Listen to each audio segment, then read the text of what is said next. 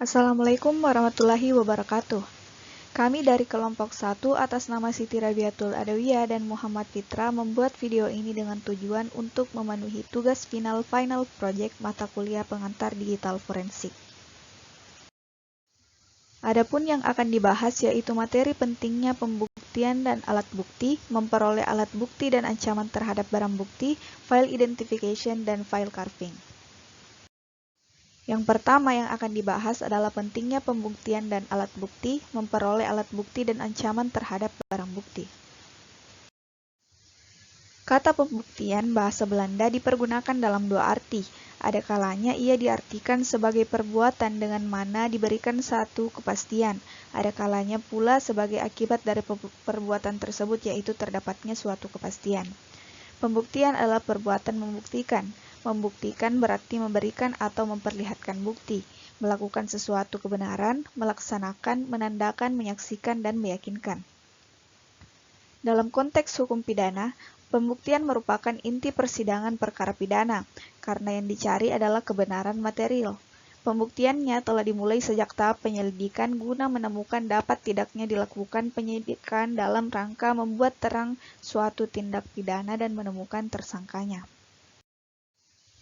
Dalam pasal 184 ayat 1 Kitab Undang-Undang Hukum Acara Pidana atau KUHAP disebutkan bahwa alat bukti yang sah adalah keterangan saksi, keterangan ahli, surat, petunjuk, dan keterangan terdakwa.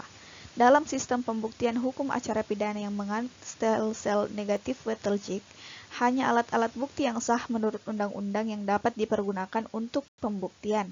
Hal ini berarti bahwa di luar dari ketentuan tersebut tidak dapat dipergunakan sebagai alat bukti yang sah. Kitab Undang-Undang Hukum Acara Pidana memang tidak menyebutkan secara jelas tentang apa yang dimaksud dengan barang bukti.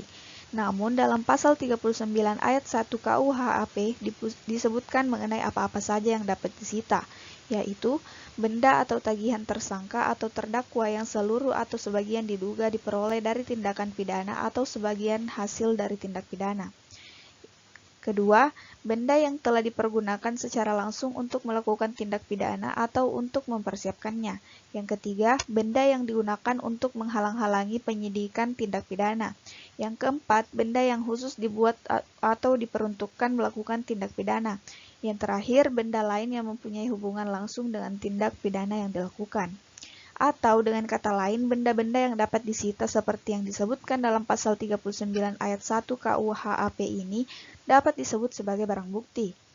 Pasal 183 KUHAP mengatur bahwa untuk menentukan pidana kepada terdakwa, kesalahannya harus terbukti dengan sekurang-kurangnya dua alat bukti yang sah, dan atas keterbuktian dengan sekurang-kurangnya dua alat bukti yang sah tersebut, hakim memperoleh keyakinan bahwa tindak pidana benar-benar terjadi dan bahwa terdakwalah yang bersalah melakukannya. Dapat kita simpulkan bahwa fungsi barang bukti dalam sidang pengadilan adalah sebagai berikut.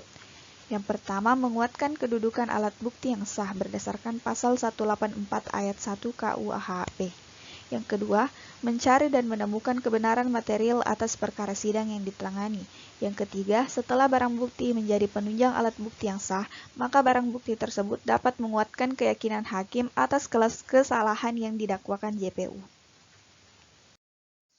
Adapun tujuan dan guna pembuktian bagi para pihak yang terlibat dalam proses pemeriksaan persidangan adalah antara berikut. Yang pertama, bagi penuntut umum.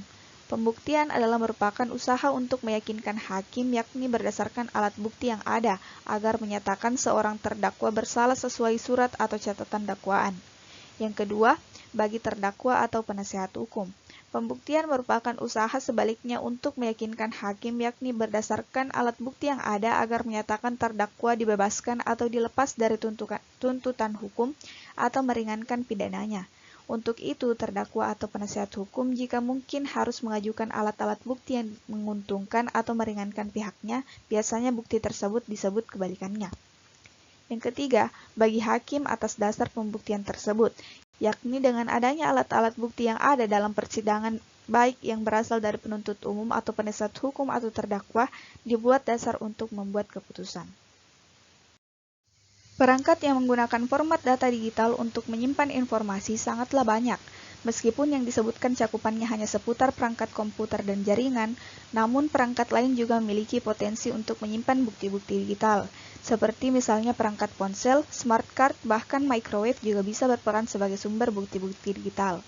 Berdasarkan pertimbangan inilah, maka dibuat 3 kategori besar untuk sumber bukti digital, yaitu Open Computer Systems, Communication Systems, dan Embedded Computer Systems.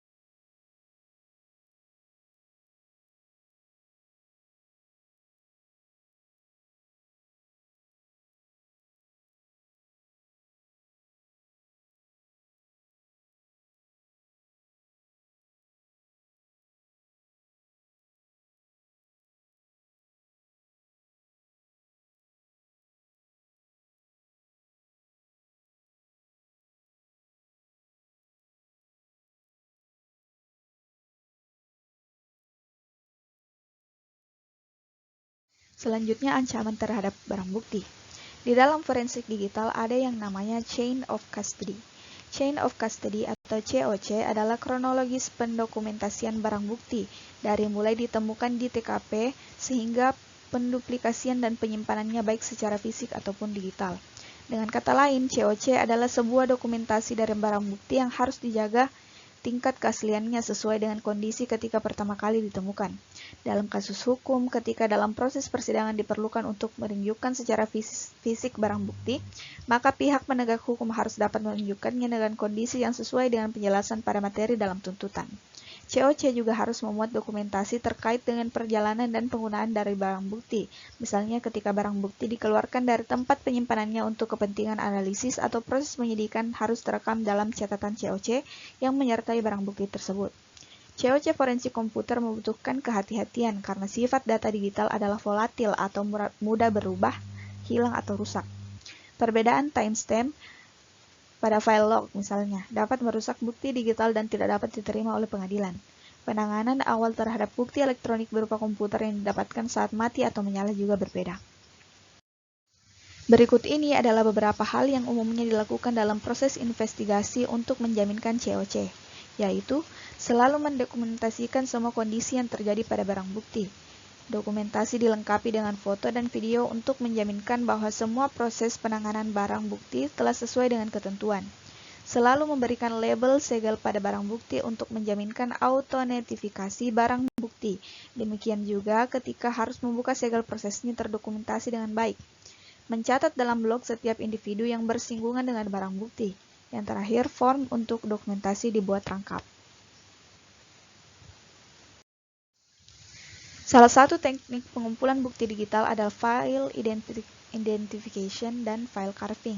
Dalam video ini hanya akan dijelaskan apa definisi dari kedua teknik ini. Selebihnya akan dijelaskan dalam video lain. Jadi, sebelumnya yang dijelaskan adalah file identification. Identifikasi dalam bukti digital merupakan tahapan paling awal dalam teknologi informasi. Pada tahapan ini dilakukan identifikasi di mana bukti itu berada, di mana bukti itu disimpan, dan bagaimana penyimpanannya untuk mempermudah penyelidikan. Selanjutnya yaitu file carving. File carving atau kadang hanya disebut dengan carving adalah praktik mencari masukan untuk file atau jenis lain dari objek berdasarkan pada isi bukan pada metadata. File carving adalah alat yang ampuh untuk memulihkan file dan fragmen dari file saat entry directory yang korup atau hilang, yang mungkin terjadi dengan file lama yang telah dihapus atau ketika melakukan analisis pada media yang rusak. Demikian video yang dibuat kali ini, kurang dan lebihnya mohon dimaafkan. Wassalamualaikum warahmatullahi wabarakatuh.